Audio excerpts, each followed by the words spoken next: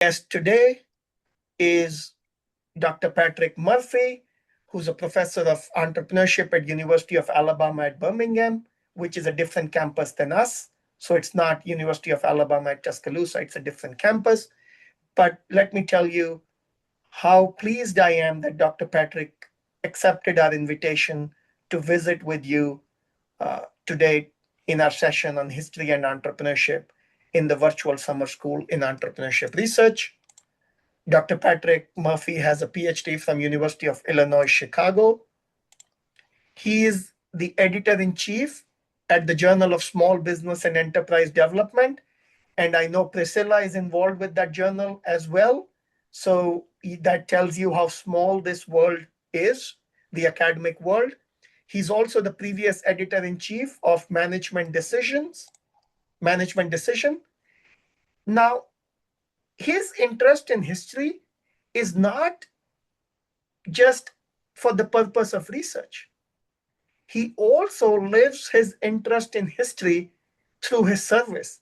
He is the historian of the Academy of Management's Entrepreneurship Division. He is the keeper of our history, and in his conversation with you today, you will see how one person with the right interest, with the right inclination, can make a big difference in our understanding of history. He's also the former chair of the Academy of Management's Management History Division, which tells you how engaged he is with this idea of history. And in 2026, I'm pleased to share with you, he was inducted as the Justin Longnecker Fellow at the United States Association for Small Business and Entrepreneurship. With that, please join me in welcoming Dr. Murphy to our session today. Patrick, welcome. And let me start with the first question, Patrick. How did you become interested in entrepreneurship research? How did you become interested in the idea of becoming a business professor? Is that something you wanted from when you were a young guy? It's a great question. Vishal, when we get to this stage in our careers, we get a question like that every so often, and it's fun to reflect and talk about that. So it's different for everybody, I suppose. But for me, I probably, like a lot of you, I've always loved school. I just loved it. I was the type of person that read everything that was assigned to me. I wasn't an A student. I would do weird things. Like I remember I had a professor, for example, who would put distractor items in the multiple choice exams way back when that we took as a joke. They were funny. They were like little funny things he just put in there because he was weird. And I thought they were so clever, and I would select those on purpose just because I loved the fact that he put them, even though I knew they were wrong. And it hurt my grade, but it was my way of expressing healthy irreverence and divergent perspectives and approaches. I've just always been a kind of unique, odd individual intellectually, probably like a lot of you. That's why I love working with academics. You are my people, you are my profession and my peers, and I love it. So I've had that from the start. And Vishal, what that translated into for me was I went straight into a PhD program out of undergrad. It was a very natural progression. I didn't even really think about doing anything else. However, in growing up, and this may or may not apply to a lot of you, but you're all, I think a lot of you are teaching students, so this is something to watch out for. I lived in 5 different states here in my country, in the US, and went to three different high schools, and then I was homeschooled my senior year. And I went to high school in Washington State. I went to high school in Texas. And what that did was it turned me into an observer. So I didn't feel like I was necessarily part of the culture, as it were, in high school in Texas, but I could get along with people and I could tell them what it was like in Washington State. I also went to school in Kentucky and I went to school in Iowa. And the reason for that is because my father worked for the railroad industry in this country. And in the 80s, there were a lot of mergers. So we moved around quite a bit. And when something like that, and I know a lot of you have international experiences, and so you know what I'm talking about, but it turns you into an observer of the world. And that's like one step away from being a researcher. You empirically, I guess, collect some sort of information or data and then make sense out of it for another audience. And that geared me for the scholarly career. And so very naturally, I actually started out in a College of Science and Math at Wright State University in Ohio. And then I had traveled to the city of Chicago, where I met some people at the University of Illinois at Chicago, where I eventually got my PhD. And somewhere along the way, um, it was because at Wright State, it's a requirement that you do a practicum in your doctoral degree. And so I did one in the city of Chicago at Schneider Electric, at the time called Group Schneider, a French company. German name, but a French company. It's kind of funny. But I didn't like the corporate environment, but I was doing really cool work. I could design research studies for executive management if they wanted to understand like variance in different geographic locations and things like that. And I met people at UIC, and they said, "Hey, you've already got a couple publications. You're well trained. We could put you into our doctoral program here, and you wouldn't have to go back to Wright State and get a degree in human factors psychology and organizational psychology." And I loved the city of Chicago at the time, and so I made the move. And long story short, at that point in that ecosystem, I was working with Jerry Hills, Tom Lumpkin was there, Rod Schrader was there, and I saw entrepreneurs every single day in the city of Chicago, 4 or 5 different ones every single week, constantly showing up. And because I was odd when I was in undergrad, like I said, I have read literally everything Karl Popper has ever published.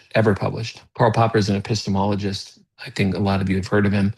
In fact, if you go to the Wikipedia page for Karl Popper, the photo of his tombstone, which was uploaded in 2006, was taken by me. And if you zoom in, you'll see my hands holding a camera. It's been there for like 20 years. I went to his gravesite just to make a pilgrimage there. He studied how scientists uh, create theories that go on to live or die in the scientist's stead, and the theories compete with one another. And that to me is very much like that epistemological world is very much like entrepreneurs who, like scientists, labor to produce something that takes on a life of its own, and that those things can compete with other things. And so at some point that clicked for me, and my dissertation was about entrepreneurs, many of whom I were meeting, and it was about how and where the opportunities and the creations of entrepreneurs, where do they come from? Very much like how scientists yield or generate theories that they publish and become objective. And I used a lot of Popperian epistemology to describe that entrepreneurial setting. That was my dissertation. I published a number of papers out of it, and then that just very naturally, kind of like me going from undergrad into a PhD program, it very naturally turned into me moving right across town to DePaul University, where I spent 16 years and went from ABD to full professor before I came to UAB, where I'm the Goodrich Chair of Entrepreneurship. So that's a little bit of an origin story for me. There's more. I can unpack it later if you want, but I'll stop there so I don't talk too long. Patrick, there are aspects of this story that I do want you to unpack for people, and I'll ask you what. So, first is folks read your paper today, Entrepreneurship Theory and the History of Historicism, which I'm assuming is the same Karl Popper that you were just talking about. So, what you're telling us is you were a fan, I think you used the word fanboy or something to describe your fascination with Karl Popper. So, if that is correct, you turned that into your dissertation topic. Did you have Correct. any challenges in doing that? Nothing other than the normal ones. It's always challenging, and it should be challenging, but it was the sheer amount of work. I mean, if you read The Poverty of Historicism, for example, or if you read The Logic of Scientific Discovery, it's all there. Like the stuff we do now, it's all there. Like the failing to reject the null or rejecting the null. The deduction that we use when we phrase hypotheses today, he really did that. He and others like him at that time in the mid 20th century did that. And so it's kind of nice to go back and read the original way that things were framed. Like The Black Swan, that great book by Taleb, and he uses basically it's like if you have a theory that all swans are white, you can go out and observe swans forever, and you can never say that all swans are white is true because you can't prove to me that tomorrow you won't see a non-white one. But if your theory is instead not all swans are white, that's a deductive logic, and it is something you can prove. And so we never prove a hypothesis. We never prove a theory. The highest status a theory can occupy is not yet refuted. Newton's theories held sway for centuries, 2 or 3 centuries, before they were deposed by Einstein's, which explained everything that Newton's did, but also explained a little bit more. So that was extremely interesting to me. And I did use a lot of that, Vishal, but the challenges here were essentially packaging those concepts and citing them and using them to apply to our field. And I can talk about the poverty of historicism paper if you wish, but there were challenges, but I wouldn't call them unique or even the type of challenges you should avoid. These are the type of challenges we all should embrace. We really all need to look outside of the regular, outside of the norm, and try to bring something from out there into what we're doing in order to keep our field fresh. The other thing I want you to unpack for them, Patrick, is for our audience is we just talked about in the pre sort of session that we had before you joined us that most PhD programs do not do a good job of exposing doctoral students and junior researchers to historical tools. Did you have that training when you did your dissertation that you just described was largely a historic? Okay. I didn't have the training. This is a very important point. I just did it because I liked it. And I would encourage any of you to do the same. If you love it, do it. And I didn't really have to think about whether or not I liked it. It's kind of like, you got to look for these things, in my opinion, if you want to build a career as a professor. If something's interesting to you and you don't know why, and the energy kind of energizes you, follow it. I mean, it's like if you walk into a room and it's too hot or too cold. You don't need to go and sit in a chair and do math problems to figure out if it's too hot or too cold. You know it, and it's self-evident. You got to look for those kinds of things in your scholarly life, in the life of your scholarly thought. And those things hit me on that level. Therefore, I knew instinctively that they could help me think deeper. Now, whether or not it would lead to something great or, otherwise, I didn't know, but I had faith. I had hope. And I think that's more important than a prediction. I think if you believe strongly in what you're doing and you can't really find a good reason not to do it or study it, you really owe it to yourself and to the people around you to pursue it with everything you've got, because then you'll do your best work and it'll bring the best out of you. And your students deserve that, and your colleagues deserve that. And you'll know if you're going down the wrong road. You won't have to think about it. You'll know. But if you're not getting negative signals, then pursue it. If you're getting sort of like I remember having conversations with my dissertation committee and things like that, and questions would come up. They were like, well, how does this relate to what's going on in the field right now, the field of entrepreneurship? And I'd have to go back and close those gaps. But that was easy enough to do. So no, I wouldn't call them particular challenges. I would call them great opportunities to develop myself as a scholar. Wonderful. So, Patrick, one of our participants posted in the chat box that they are a fanboy of Professor Murphy's book, Mutiny and Its Bounty. Could you maybe talk about the book real quick? Not the Yes, whole description, but briefly. I got you. Thank you. Yeah, real quickly. Thank you. I'm whoever said that. I appreciate you. And if you want to email me, maybe I can arrange for a copy or some other things. That book changed my life, quite frankly. That book made me the youngest full professor at DePaul University. If you publish with Yale, not in our school, not in business, okay. I think you guys know that we don't really value original scholarly books. The Ivy Leagues do. Like if you want to make tenure at somewhere like Harvard or NYU, you need to publish a book with a place like Oxford or Yale or something like that. You have to do that. But in our main regular, most of mainstream schools, it's not the case. But again, I did it because I wanted to do it. And just like I told you, I was interested in it, so I did it. Long story short, all those entrepreneurs in Chicago that were showing up and meeting me and others every week, as I told you, I noticed after a few years that many mutinies occurred in their ventures. Many, half at least, had incurred some kind of coordinated upward defiance of the authority structure, especially if they became successful. There's famous cases, Steve Jobs being forced out of Apple in the early days of Twitter. The same thing happened. There are many, many, many examples of this. I found that very interesting. But when you try to research something like this with entrepreneurial ventures, you can't get good data. People will lie or they will be biased or a lot of error in the data. And it's qualitative data at best. So you really you couldn't research it. And so that brought me back to history again in a different way. And I had some really nice conversations. I was at DePaul at this point. It was around 2008, I think. And my colleague Ray Coy, who was an officer in the Coast Guard, I'd been in the Navy. We talked about the sea and the ocean and whatnot, and where did mutiny come from. And so, in looking into the past, which is what I had to do, I discovered at that point that Google Books, that's where I went, not Amazon. Google Books is actually probably the best place to get old manuscripts. It is phenomenal.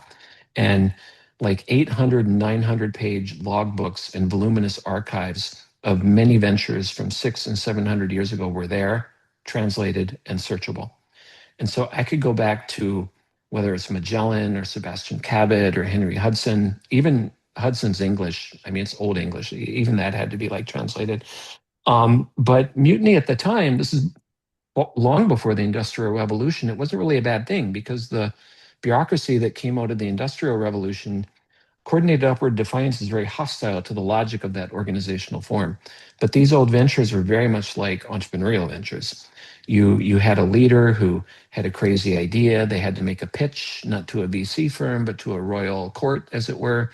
They had to assemble a team. Failure rate was very high. If they succeeded, they were rich. If many of them failed, they oftentimes didn't make it back. The risk of failure was mortal and physical, not social and intellectual or financial. It's an analogous world, very much an analogous world to what we're talking about. Even today, if we look at the most entrepreneurial domain out there right now, I would say it's outer space. The outer space stuff we're doing with Mars and moon and rockets. Well, that's exactly the way people 700 years ago looked at the ocean. It was infinity. It was months to get across. We didn't know what was out there.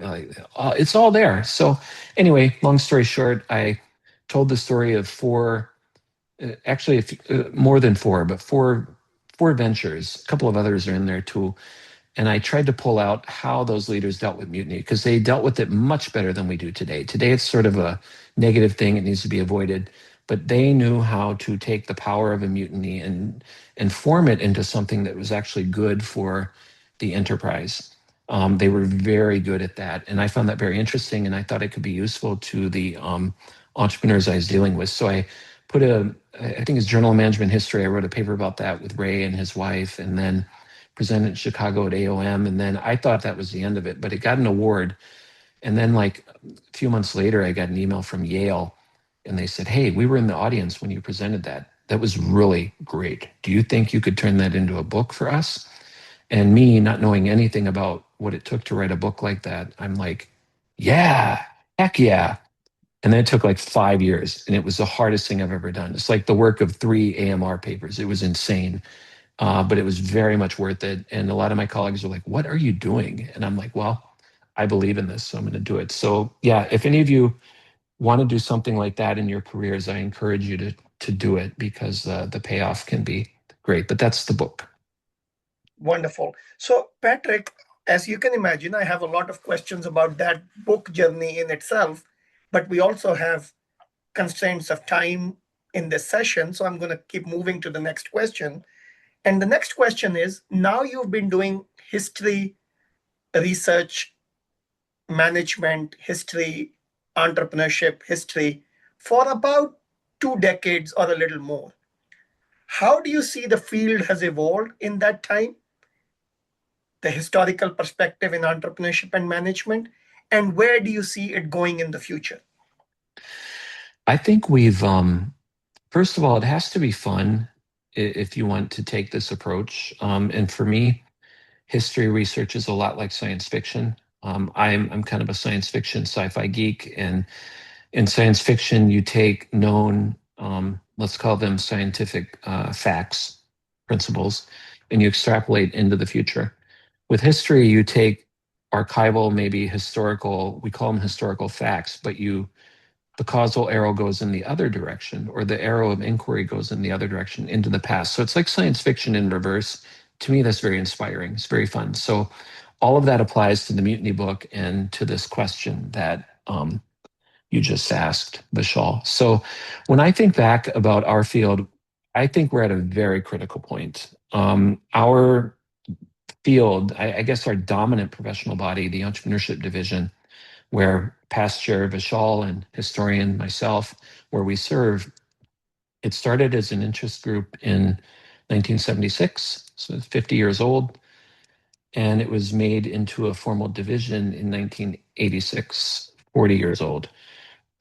What that means, I mean, these are good years if you want to do like a retrospective, right? I mean, obviously, anniversaries and so forth. But what it also means is the mortality of our people becomes relevant because the people who put it together we're losing them. And the oral history, which I guess we'll talk about here in a moment, I mean, some of the people who we were engaging actually passed away as we were engaging them.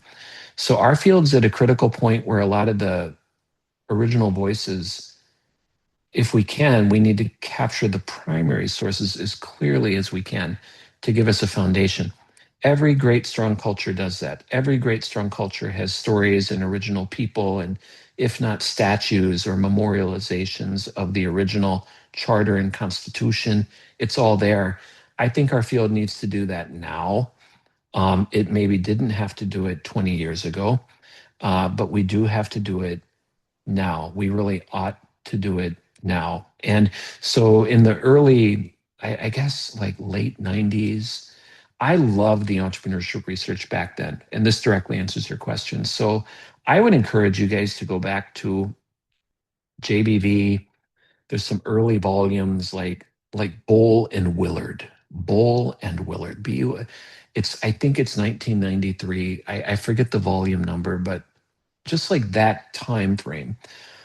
Bill Gartner he's still active, he's still around. I think he may be in the same volume, but look at the things they were publishing back then. It's really early stage and it's kind of like ready, fire, aim, shot in the dark, but it's really well done, theoretically bold stuff, which I love. And we all ought to read that as we think about what we're doing right now. What I've seen in the decade or so after that, the period I just referred to, we went through a phase in which we started borrowing from other areas. Like people would take models of strategy or HR, OB, um, even finance, and other models from other areas and try to apply them to entrepreneurial phenomena. That's not optimal because those theories were developed in non-entrepreneurial realms. We need theory that is endogenously sourced from the entrepreneurial phenomena that we're trying to study.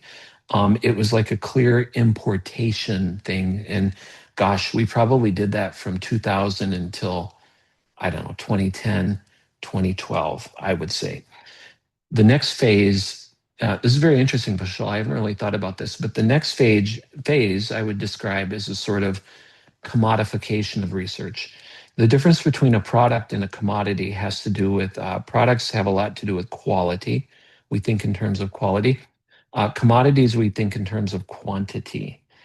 I believe the research now has gone through a commodification in which we have indexed and measured mostly journal level metric kinds of things. We've looked at our entrepreneurship research through that lens, and we've lost a little bit of the earlier quality aspects, like from the early 90s. I'm not saying that's bad or good.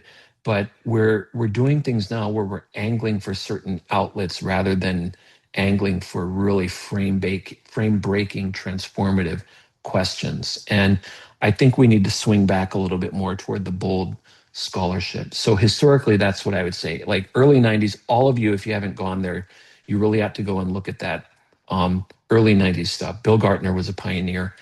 Find him at AOM or wherever if you go and talk to him and look into that stuff.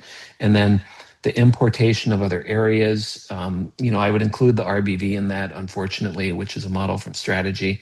There's many aspects of that that don't really apply to startup entrepreneurship.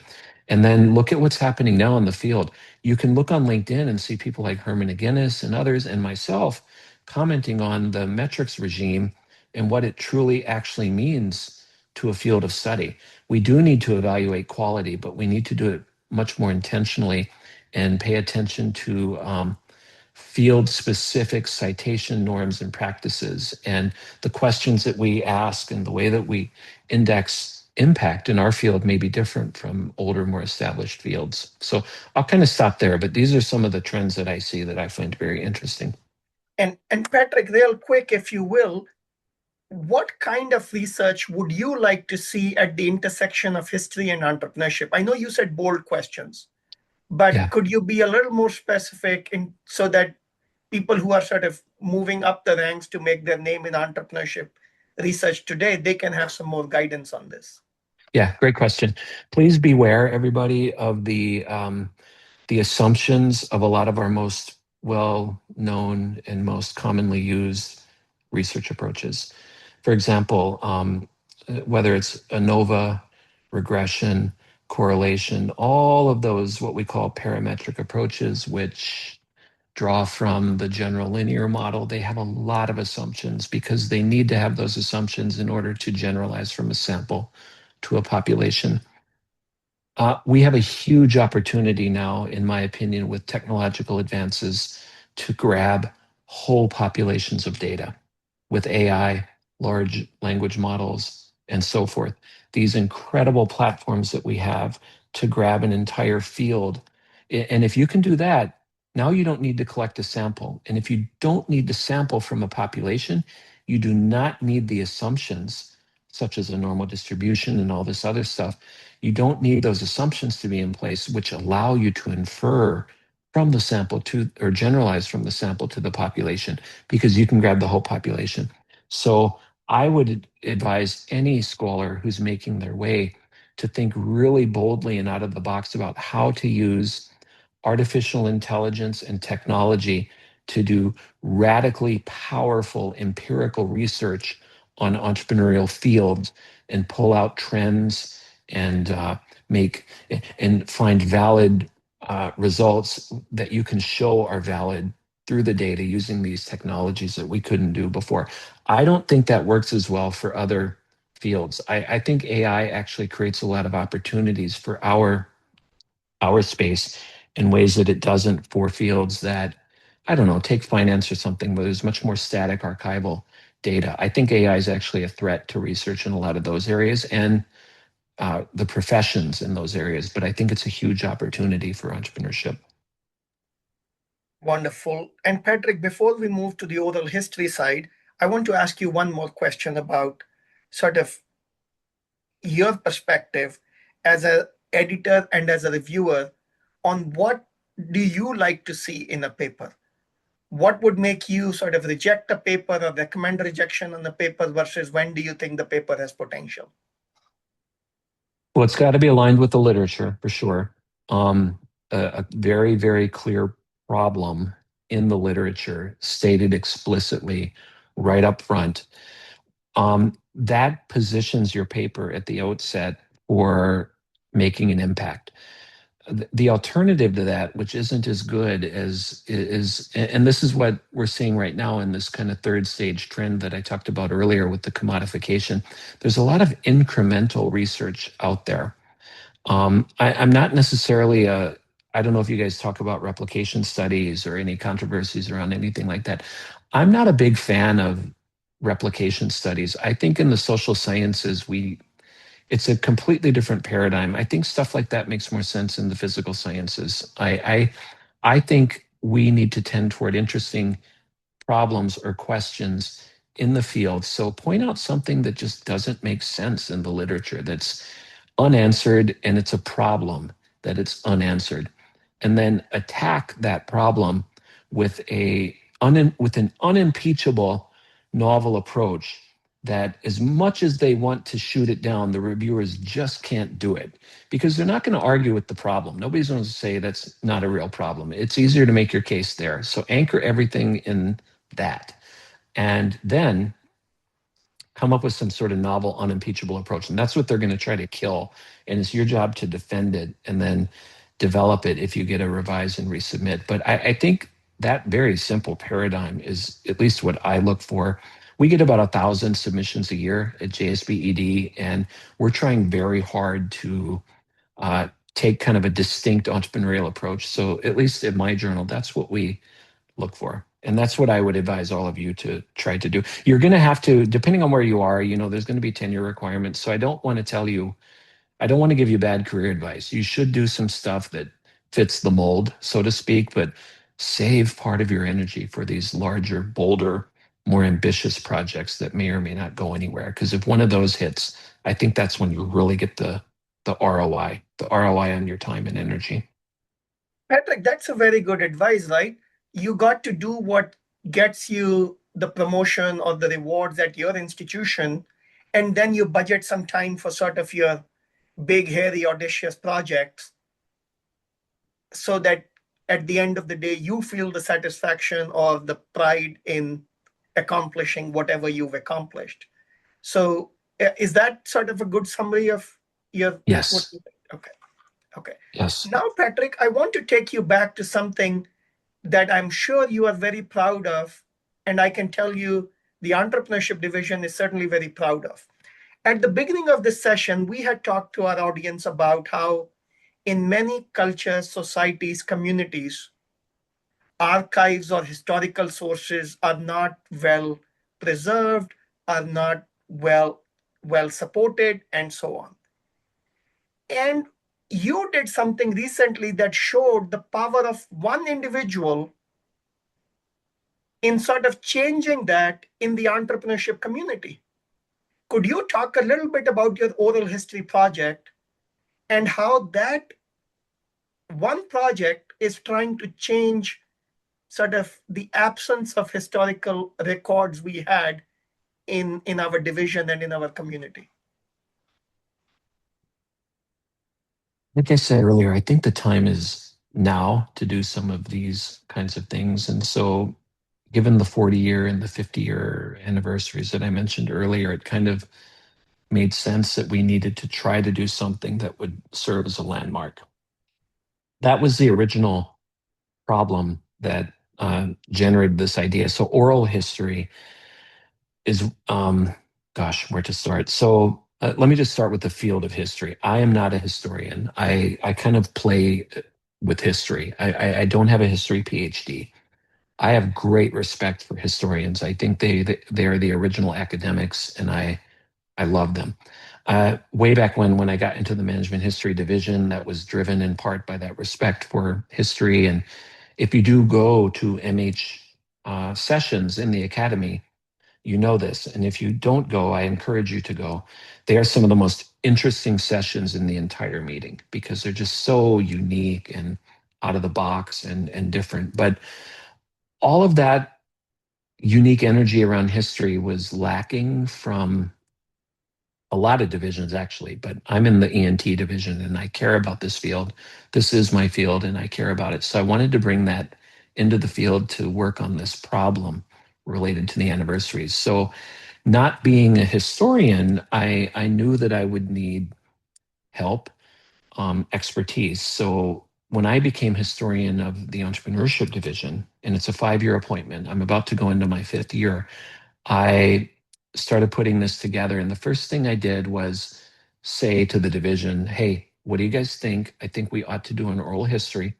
And we had a number of meetings. I remember, oh, what's her name? DeFranco in Toronto, former chair.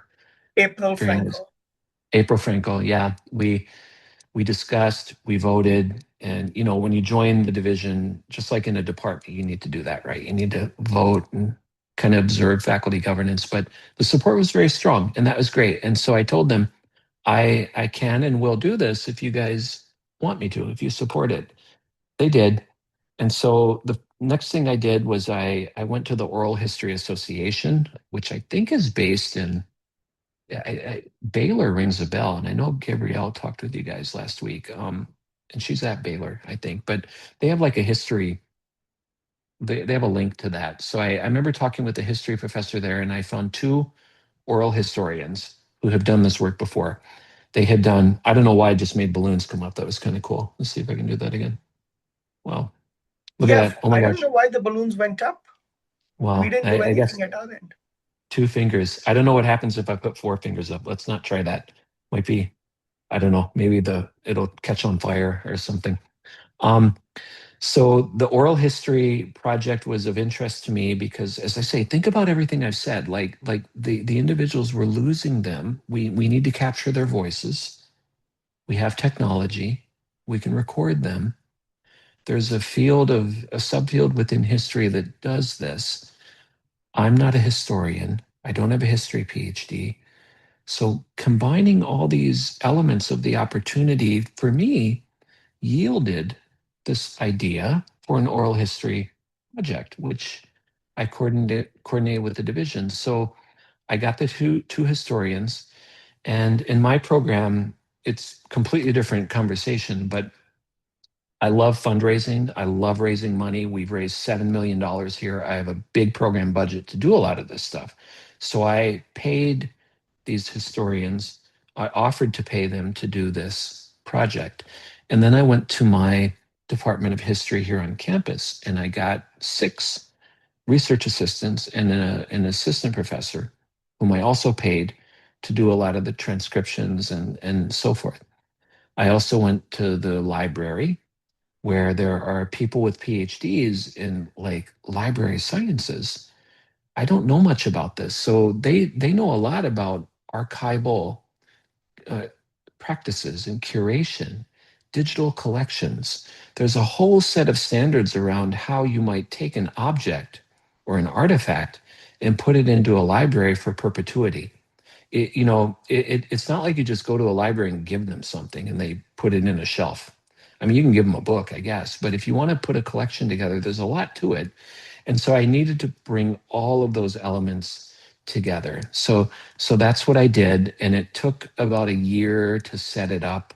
It took another year to um, interview all of the original pioneers. And I went back to my entrepreneurship division colleagues, and we assembled a list of I think it was 30, maybe 27 names, people who were there at the beginning, and then we had to find them. Like some of these folks, we had to use like paper mail. Like I literally had to write a letter, and I received a letter from Carl Vesper's wife in setting up the like permissions and things like that. Like securing permission, their signatures and all that. That's what the library tells you have to do. There's like legal aspects to all this. So it was an enormous project. And with the help of a lot of experts and the support of the division, we put it all together. And as a result, we have 24. As I say, Bob Brockhouse passed away. A couple of others disappeared on us. A couple of people, I think one or two said no. One said no because the individual was just too frail, for lack of a better word, just couldn't mentally do it and things like that, which kind of tells you we're on the cusp of the timing in terms of we need to do this. And so we got 24 recorded.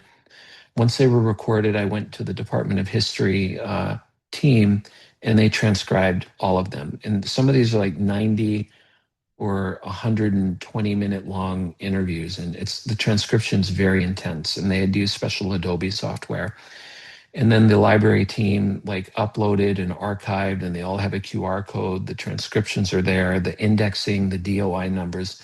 You can find it now. I don't have the link teed up for you, but like if you Google around, you'll find oral history project UAB libraries. So it's there.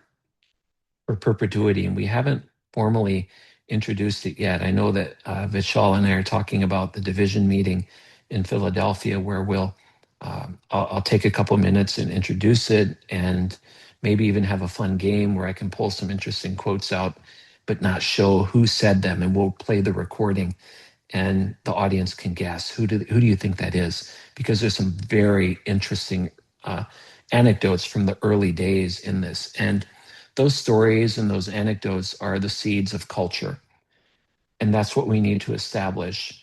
And the definition of culture is shared values. So shared values have to do with like what we do and what we don't do, what we think is the right way to do things and what we think is not the right way to do things.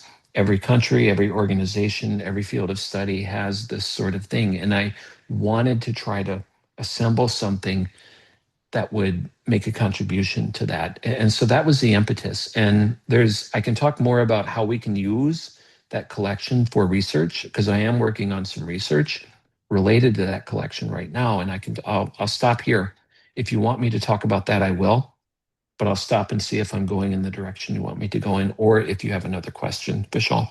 Yeah, we do have another question, Patrick. But before we go there, did I hear you say that you are okay if we share in the chat box the link to the UAB collection?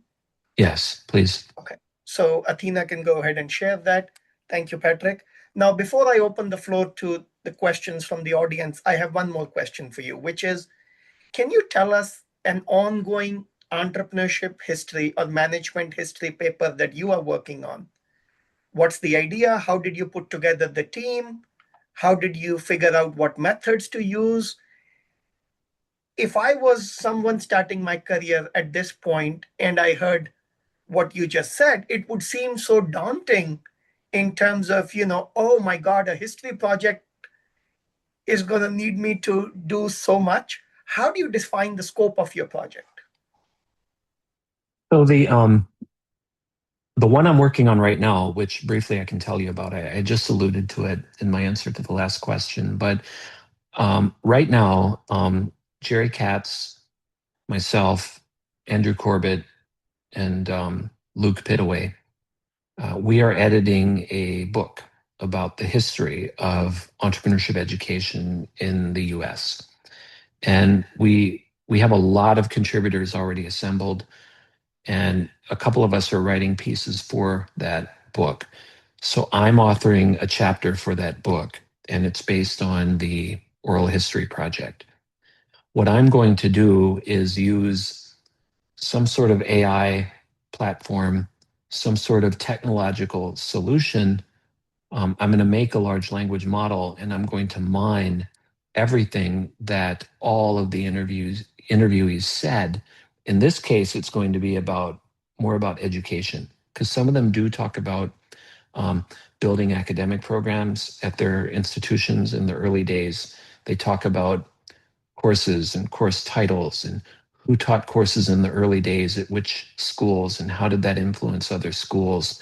And I'm going to pull from all those conversations using these technological platforms and write the story of the history of entrepreneurship education, probably going back to the 50s, because some of these folks, like, I mean, they put the interest group together in the 70s, but they were active like early, like in the 60s or even late 50s, like or their mentors certainly were. And so those data in a primary or secondary form are there.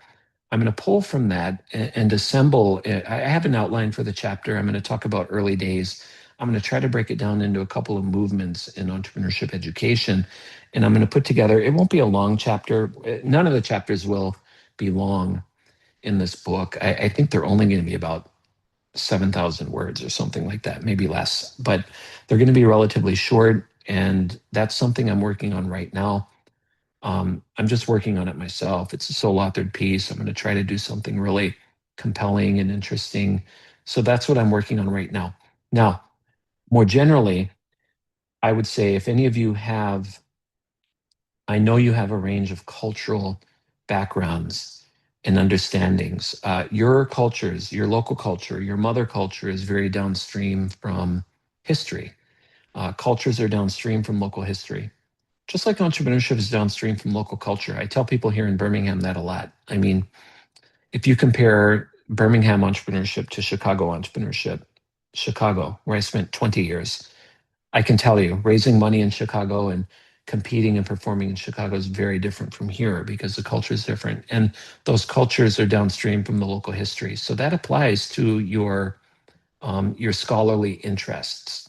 So if you have interest in a particular product or service history or a particular industry that may be relevant to your culture where you have deep expertise, take that body of knowledge, similarly to how I took my passion for the mutiny concept or the mutiny construct in that history, take all of that and work it up into an unimpeachable novel form, and then apply it to an undeniable problem in the entrepreneurship field. And then I think you have the seeds of something that can take on a life of its own. You might, like, I'm thinking now, somebody wrote a really interesting piece for JSPED where they were, what did she call it? Phygital. It was like people in marketplaces putting QR codes on banana leaves, physical, but yet highly technological artifacts that were used to transact business, almost like a business card or a or physical money, but it was even more rooted and like deeply connected to the local culture. And it allowed them to operate very efficiently in a market, even if it's a low tech market, like a night market or something. Just really, really cool stuff. I think it was in Malaysia, but things like that, man, we need that in the field. I mean, I could take the same thing and go to Chicago. If you want to talk about organized crime and what it means for the informal economy in the city of Chicago, how to get things done outside of the law, and what that means for the way the city of Chicago operates right now in terms of the aldermanic system or business license practices or anything else going on where the numbers or the lottery or payday loans or anything like that, I can do that. There's a lot of roots in what we would call the outfit in Chicago, and you can do that anywhere. So I think that brings in history very easily. And if you have a direct, authentic connection to that history, nobody can do it better than you. Now you're writing something that nobody can copy or match. And as long as you anchor it in an undeniable problem in the field of entrepreneurship, you have the seeds of a really high impact contribution. I think we need more research and theory like that in our field. I fully agree with you on that, Patrick. That helps them bring something unique, culturally different to the field, enriches the conversation, and so on. Now, at this time, I'll open the floor for questions from the audience. So if you have a question, please raise your hand in Zoom, and we already have a question. Riz, please ask your question, and can you tell Patrick where you're from? Yeah, thank you very much. Thanks, Professor Patrick. I'm currently based in Qatar, associated with Northumbria University. It's a UK university. We have a campus here. I moved from Warwick Manufacturing Group from UK last year to Gulf. So that's where I'm currently based. PhD from Aston Business School in entrepreneurship, predominantly entrepreneurial processes and human capital sort of intersection, where my research was. I just have a quick one, particularly from AI and sort of access, and to be politically correct, the access to certain data available by virtue of who controls AI and access in different part of the world. Would you think that could be a potential challenge in terms of archival access, particularly, when we have so much political sensitivities and cultural and religious sensitivities, and who is correct, who is not, in that sense, please? Man, great question. Couple of things in there I'll quickly focus on that stood out to me. Access. Yeah, you're right. I mean, I've got great AI tools right here on my couch, right? Someone else somewhere may not. To me, situations like that are arguments for collaboration. If I have this, I have a duty to reach out to people who might not have it.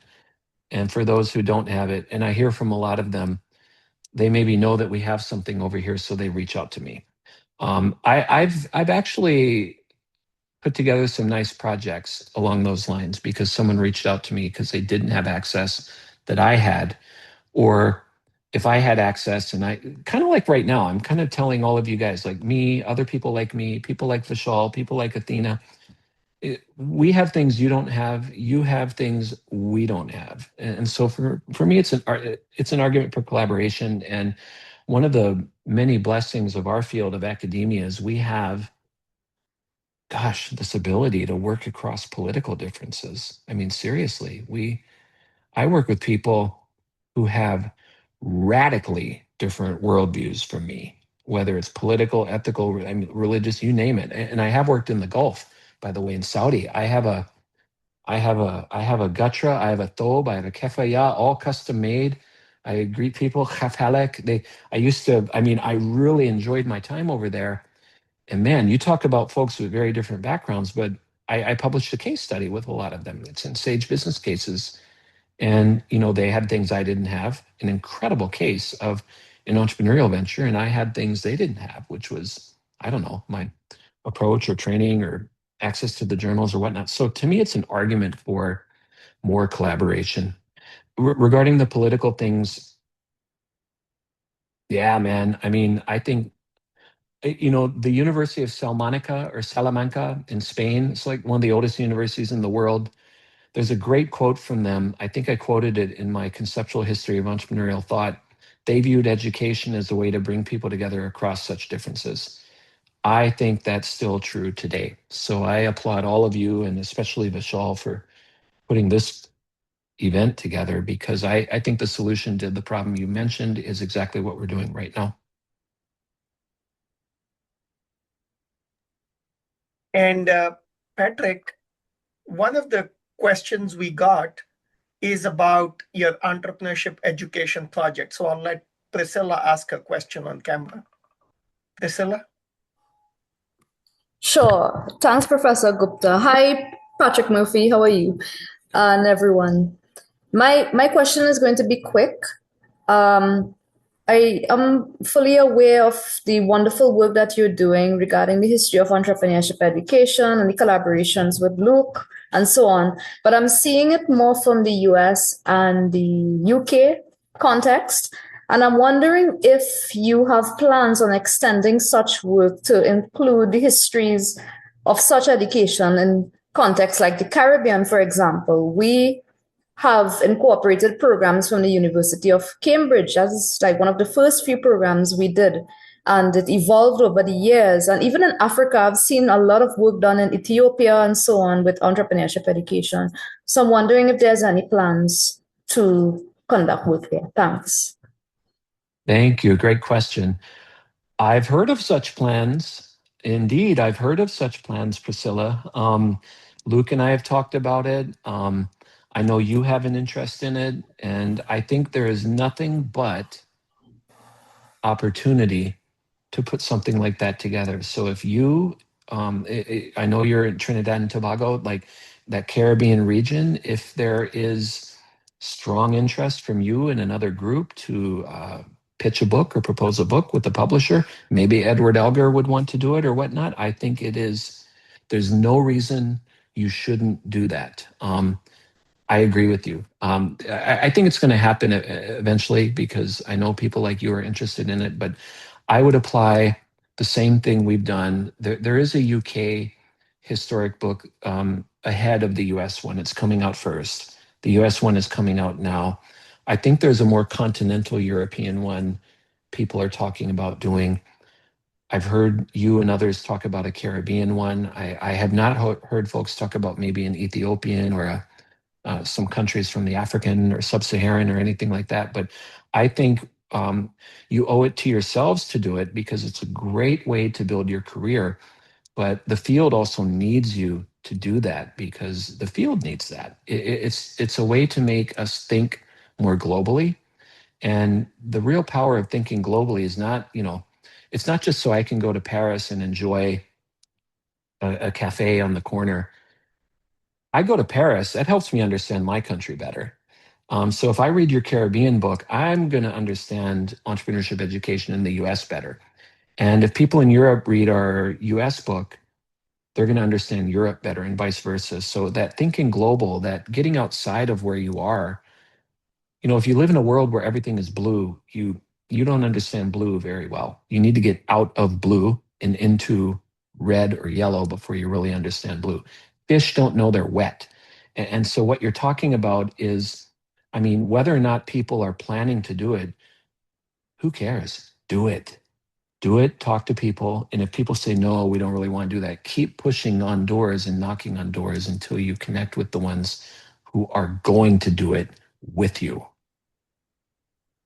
Wonderful, Patrick. That is very good advice. And let me add something here. Perhaps Priscilla can use folks like Athena and other people from various countries here on this Zoom call and organize a caucus at next year's AOM meeting, which is now in Vienna, on this topic of entrepreneurship education in different countries. And we have a very global audience, and you can already see that there are enough professors to help support, champion this in that forum. So hopefully that can be the next step, Priscilla. On that, let me ask, Carolina has a question, Patrick. Dr. Murphy, nice to meet you. Yes, I thought I was muted. So I wanted to ask you a question regarding what are your observations of the impact of geopolitics that has become so intense in the recent years, especially I'm curious about the competition between India and China with such different models of entrepreneurship. I would say maybe China very focused on the cluster, central planning, and the US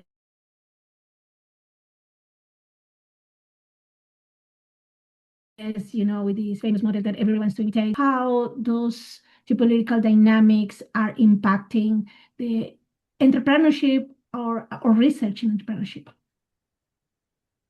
Thank you for your question, Carolina. That's a great one. In my view, entrepreneurship begins with problems, period.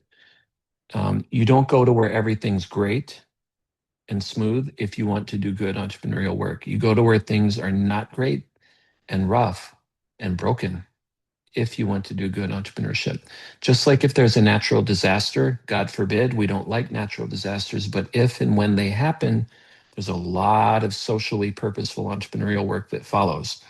In the history of my country here, a lot of people don't know this, but the firm formation rates were highest toward the end of the Great Depression and right afterwards.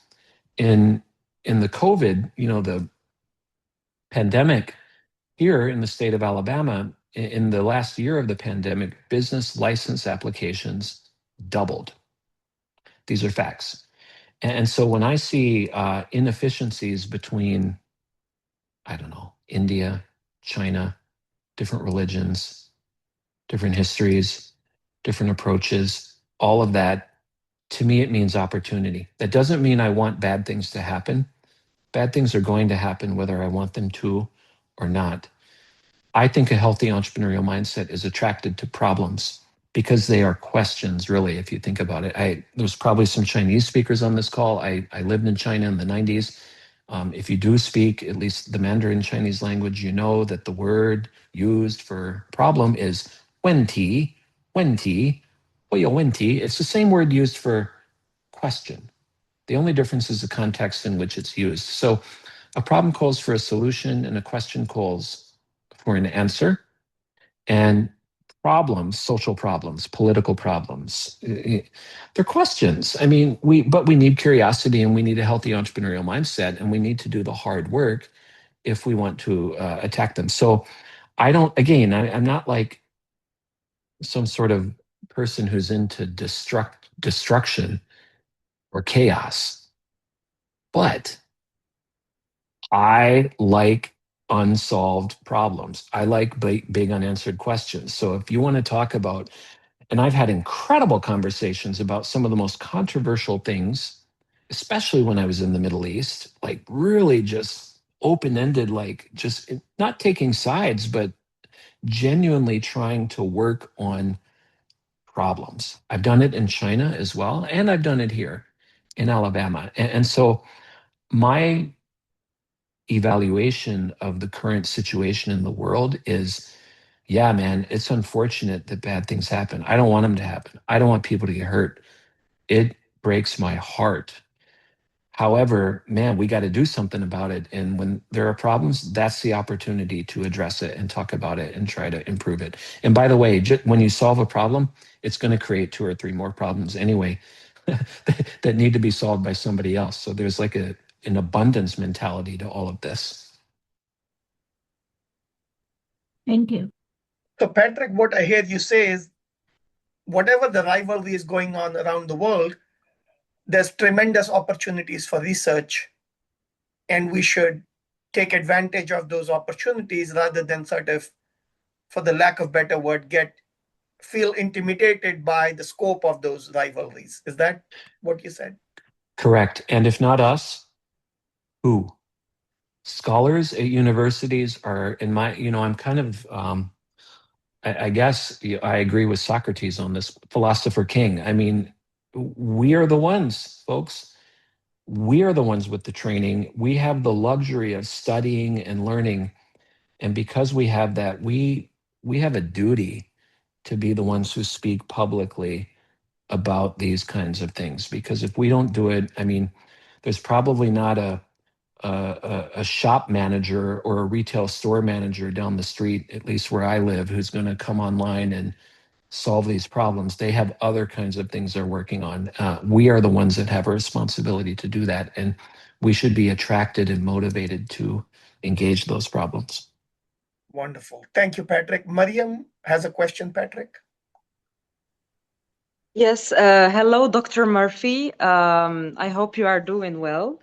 And I want just to ask you, please, as a PhD student, what advice would you give me to have a very solid literature review and to build a very great gap research?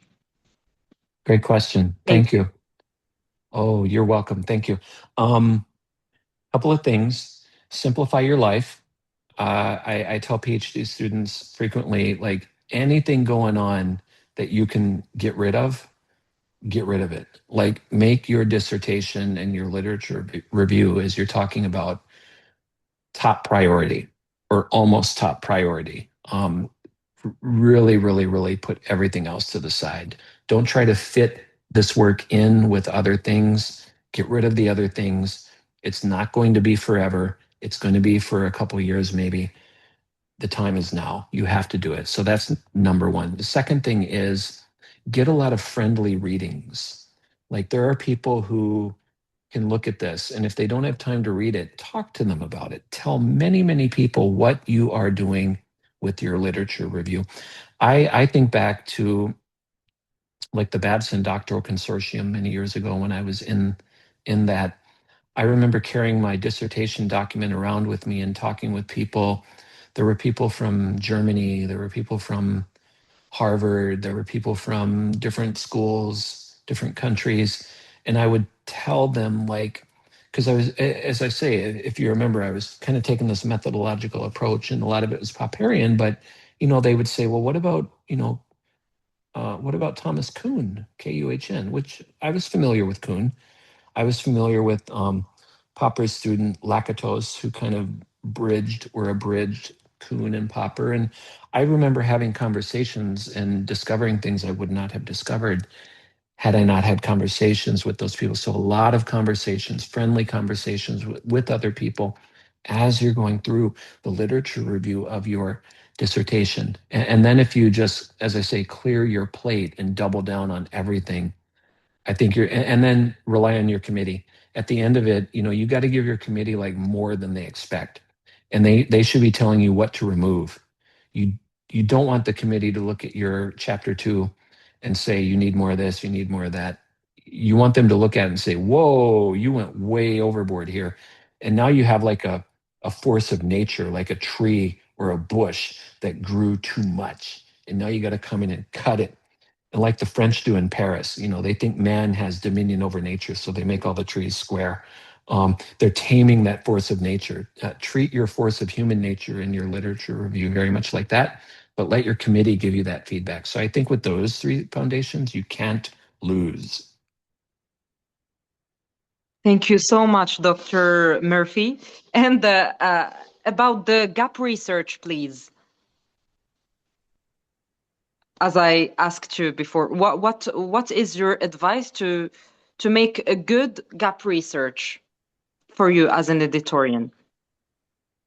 Okay, tell me. I'm sorry, Like- Miriam. Gap research. What do you mean exactly? Say more You know about how that. we tell them to find a gap in the Oh, literature? Yeah. okay.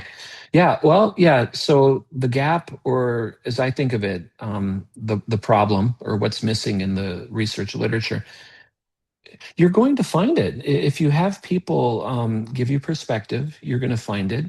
If you simplify your life so you read every single thing you can find in the literature review, you're going to start to illustrate a gap. You're going to follow a path of inquiry. Like I was saying earlier, if you're getting energy from the work and it's taking you in a particular direction, follow it. But it's not going to carry you to the commencement stage where you get your diploma. That line of inquiry is going to carry you to, you're going to run into a wall. You're going to hit a wall. You're like, whoa, this is an unresolved problem in the literature. And you have to boldly and aggressively go down the rabbit hole in order to hit that wall. And when you're finding that you don't know where to go next, now you've hit one boundary of the gap. And then if you talk to maybe somebody else from a different culture or a different background with different training, you can talk about the same exact problem, and they may have a different stream of literature or different questions that can help you attack or approach the gap from a different angle. And now you'll follow that line of inquiry boldly and aggressively, and then you will hit another wall. Boom. Now you have 2 walls to your gap or your problem. And eventually you'll have a shape. You'll know if it's a square or a pentagram or hectogram or whatever. Like, you're going to know what shape it is. Now you have a real problem that nobody can argue with about. And now it's time to come up with your unimpeachable, bold, innovative solution to that problem. Thank you so much. Thank you. Thank you very much. You're Patrick, welcome. I know we asked you for 60 minutes of your time and we are at 70. Do you have time for 2 short questions? One from the audience and one from me? I have all the time you need. Thank you, Patrick. Ludwig, you have the last audience question for the day for Patrick. Thanks. Hi, Dr. Murphy, and thank you for a refreshing view on research.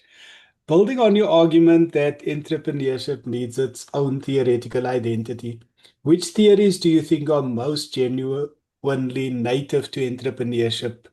Is maybe effectuation one of the strong examples, or would you point us to something else? I think effectuation is a strong example for sure. I think there's a kind of, how can I say, earlier when I was talking about research methods and the assumptions that are baked into them, the like normal distribution and the outliers and the heteroscedasticity and all that stuff, these assumptions are not purely methodological. The logic that drives them was born out of the physical sciences, where things are more reliable and you can do crazy things like predict the return of Halley's Comet, decades later, because the internal composition doesn't endogenously change in unpredictable ways.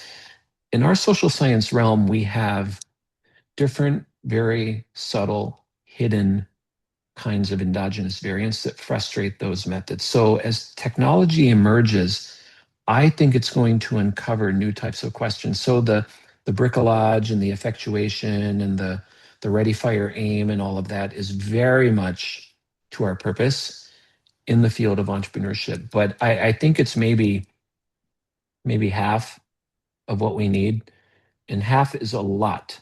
But I think there's a big opportunity for all of you to complement it and build on it with something new. And I think it's going to be related to these abilities that we have to capture a whole population using technology.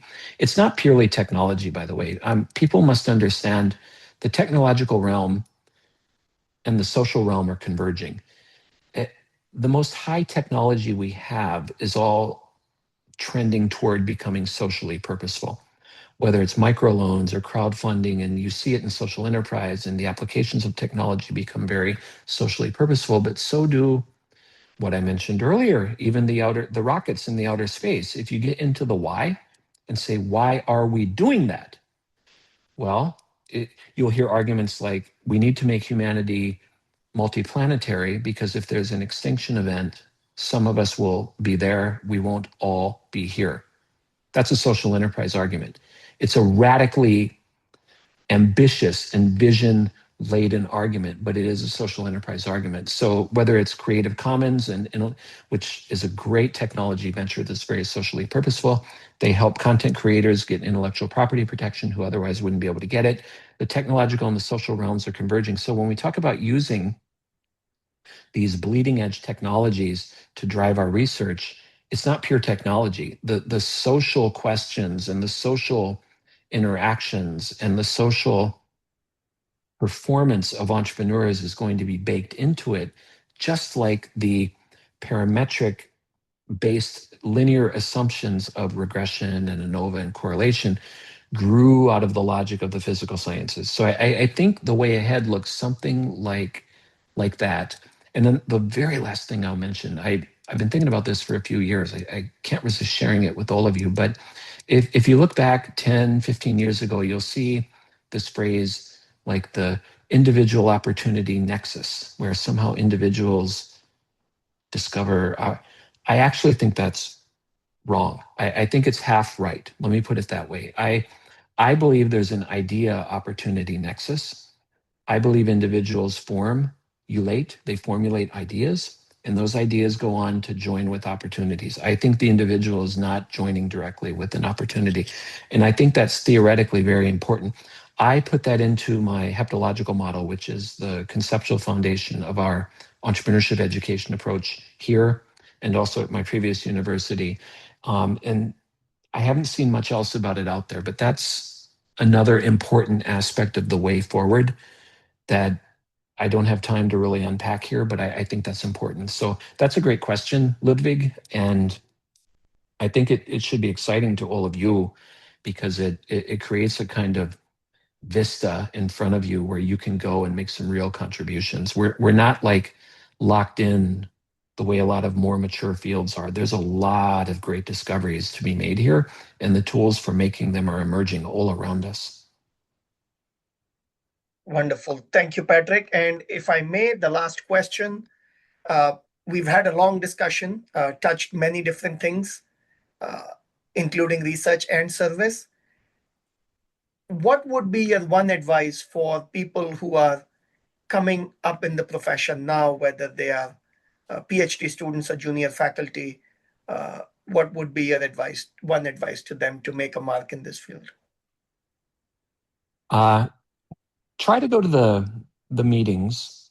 AOM, I'm sure you talked with them about that. But what I'm finding really valuable is try to go to multiple meetings. So it's very interesting. Like when you see AOM people, and then you see AOM people at USASB, for example, it's a completely different context. They come across completely differently. So go to multiple different conferences and see how what people are doing plays out in different realms.